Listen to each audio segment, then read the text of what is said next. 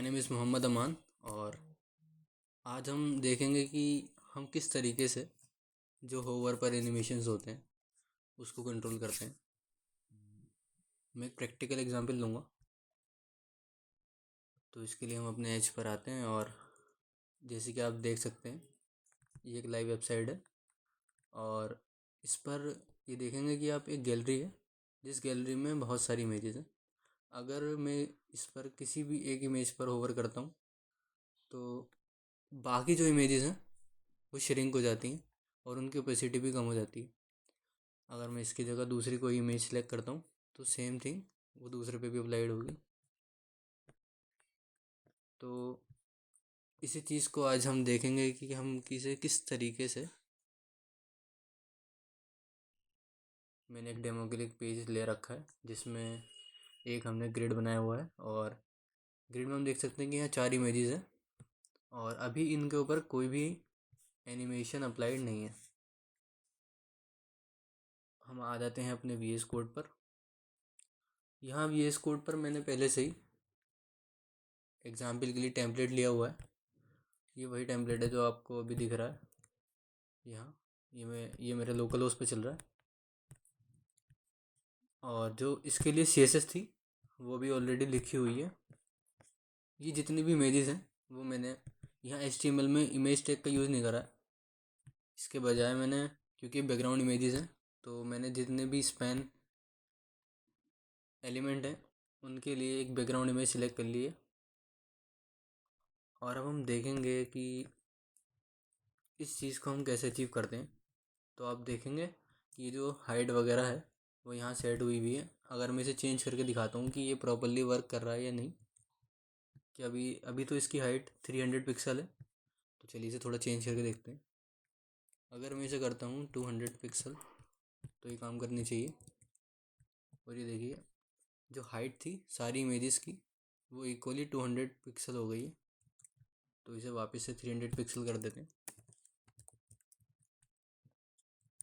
और जो पैडिंग थी थोड़ी उसे भी कम करके देख लेते हैं। तो पैडिंग भी यहाँ कम हो चुकी है। इसे वापस नॉर्मल कर देते हैं। तो हमें क्या अचीव करना है? हमें अचीव करना है कि अगर हम किसी भी एक इमेज पर होवर करते हैं तो उसके अलावा जो इमेजेस हैं वो श्रिंक हो जाए। तो अभी के लिए तो कोई भी एनिमेशन अप्लाई हुआ नहीं है। तो अभी हम सिर्फ सिंपल होवर करके देखते हैं और टेस्ट करते हैं कि एक्चुअल में काम कर भी रहा है या नहीं। तो जैसे कि देखेंगे आप कि एक मैंने डिप बना रखा है जिसका क्लास नेम मैंने ग्रिड दे रखा है और उसके अंदर उसके चाइल्ड हैं। तो हमें जो एनिमेशन अप्लाई करना है वो चाइल्ड्स पर अप्लाई करना है। तो अभी मैंने स्पेशली इनको कोई एक क्लास नहीं दी है, इसी वजह से मैं ग्रिड को यूज़ करूँगा पहले और फिर मैं बताऊँगा इसे कि ग्रिड में जितने स्पैन हैं हमें उन पर ये प्रॉपर्टी अप्लाई करनी है। तो ये सूडो क्लास है होवर। अब देखते हैं कि होवर एक्चुअल में काम भी कर रहा है या नहीं कर रहा। तो होवर मैं चाहता हूँ कि अगर होवर हो तो जो भी पर्टिकुलर इमेज है उसकी ओपेसिटी कम हो जाए।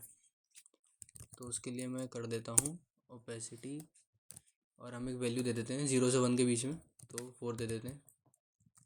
अब देखते हैं तो ये देखिए जो भी उसकी जिस भी इमेज पे मैं होवर कर रहा हूँ तो उसकी ओपेसिटी 1 से 0.4 हो जा रही है। तो अभी देखने में ज़रा अच्छा नहीं लग रहा क्योंकि ये काम उस तरीके से नहीं कर रहा है जिस तरीके से मैं कराना। मैं चाहता हूँ कि ये जो विजिबिलिटी ओपेसिटी जो कम हो रही है ये थोड़ा डीले ले, एक स्मूथ हो। तो उसके लिए मैं क्या यूज़ करूँगा, एक प्रॉपर्टी होती है ट्रांजिशन। तो हम उसका यूज़ करते हैं ट्रांजिशन। तो बाय डिफ़ॉल्ट हम ऑल भी यूज़ कर सकते हैं बट हमें ऑल नहीं करना, क्योंकि अगर मैं ऑल करूँगा तो जितनी भी प्रॉपर्टी हैं वो उस पर भी अप्लाई होगा। तो इसीलिए मुझे सिर्फ ओपेसिटी पे करना है, तो मुझे ओपेसिटी ही यहाँ पे सिलेक्ट करना पड़ेगा। अब मुझे बताना है कि पूरा एनिमेशन में मीन्स ये जो भी इमेज है उस पर होवर होने के बाद में जो अब ओपेसिटी कम होनी है वो कितना टाइम ले। तो मैं चाहता हूँ कि ये 2 सेकंड ले और किस टाइप का एनिमेशन हो वो ईज़ हो। तो आप देखेंगे अगर मैं होवर करता हूँ तो ये 2 सेकंड ले रही है कम्प्लीटली ओपेसिटी 1 से ओपेसिटी 0.4 पर आने के लिए, मगर ये 2 सेकंड तो काफ़ी होगा। तो इसके लिए हम इसे कम कर देते हैं, इसे कर देते हैं 0.4। एक्चुअली ये जो भी डिजिट है ये मिली सेकेंड में होती है। अगर मैं इसकी जगह लिख दूँ 400 मिली सेकेंड तो ये सेम वर्क करेगी। तो आप 0.4 सेकेंड और 400 मिली सेकेंड वो सेम चीज़ है इसमें। तो अभी के लिए हम, ताकि आसानी से समझ में आ जाए, 0.4 सेकेंड ईजी है। अब हमें क्या करना है, हमें ये अचीव नहीं करना कि हम जिस पर होवर करें उसकी ओपेसिटी कम हो। हमें अचीव एक्चुअल में ये करना है कि हम जिस पर होवर करें वो सेम रहे एज इट इज़, उसके अलावा जितनी इमेजेस हैं उनकी ओपेसिटी कम होनी चाहिए। तो उसके लिए हम कुछ सूडो क्लासेस हैं उनका यूज़ करेंगे। तो यहाँ से हटा देते हैं इस होवर को, दोबारा से स्टार्ट करते हैं। अब हमें अप्लाई किस पे करनी है, हमें अप्लाई करनी है जो ग्रिड है उसके अंदर जो स्पैन है उन पर। तो एक सूडो क्लास है हैश, तो हम पहले उसका यूज़ करते हैं। पहले मैं पूरा लिख देता हूँ लाइन, फिर मैं बताऊँगा कि एक्चुअल में हमने क्या करा है।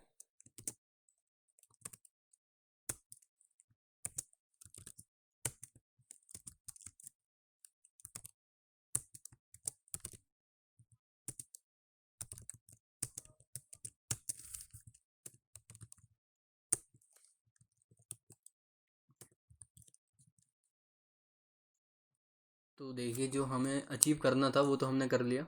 जिस भी इमेज पे हम होवर कर रहे हैं, अपने कर्सर को लेकर जा रहे हैं, वो इमेज एज इट इज़ है। उसके अलावा जितनी इमेजेस हैं उनकी विजिबिलिटी ओपेसिटी वो रिड्यूस हो रही है।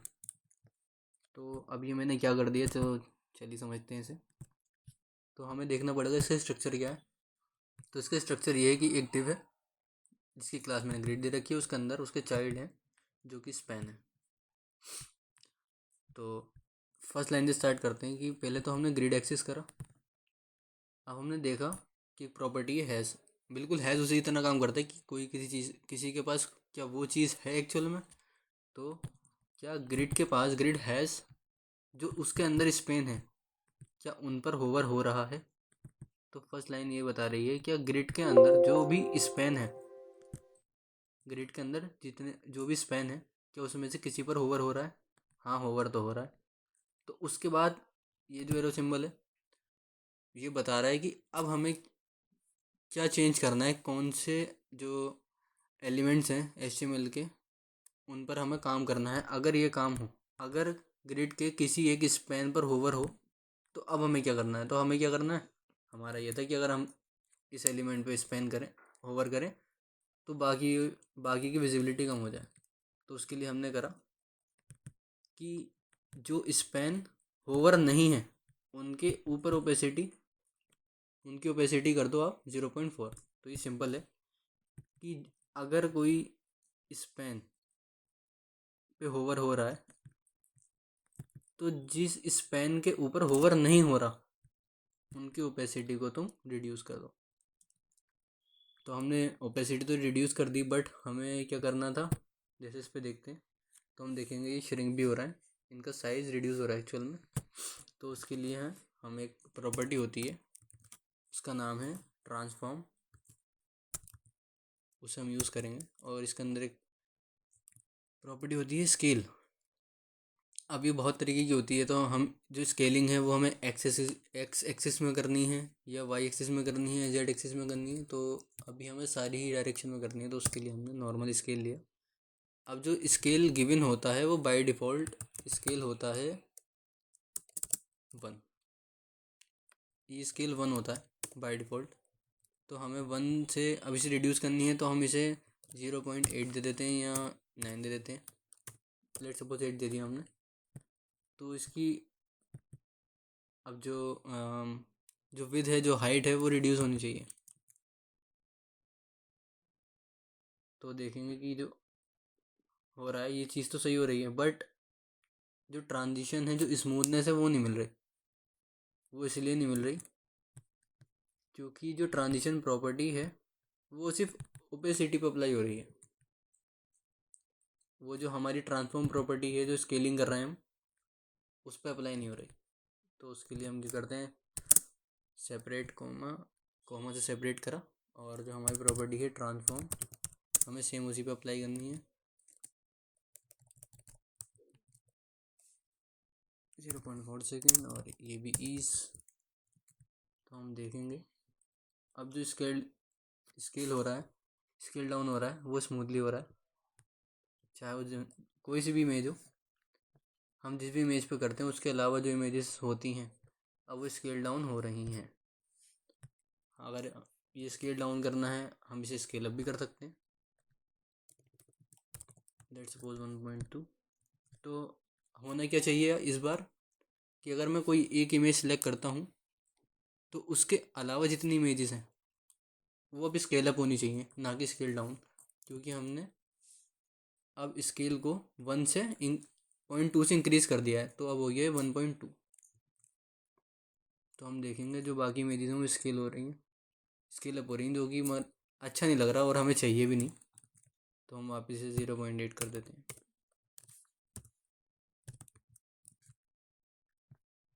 सो ये बिल्कुल सही काम कर रहा है जैसा हमें चाहिए था, सेम इसकी तरह ही।